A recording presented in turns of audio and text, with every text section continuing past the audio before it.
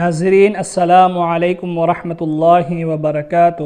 جب کوئی مسلمان اپنی تعریف سنے تو یہ کلمات کہے۔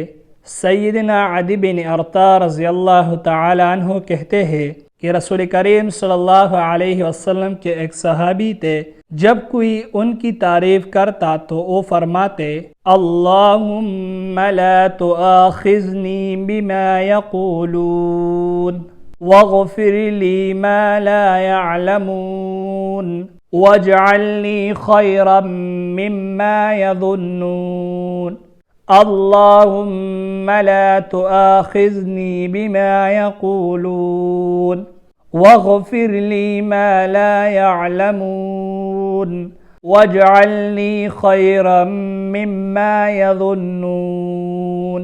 ترجمہ: اے اللہ تم میری گرفت نہ فرمانا اس کی وجہ سے جو یہ لوگ کہہ رہے، اور معاف فرما دے مجھے جو یہ نہیں جانتے، اور بنا دے مجھے زیادہ بہتر اس سے جو یہ میرے بارے گمان کر رہے ہیں۔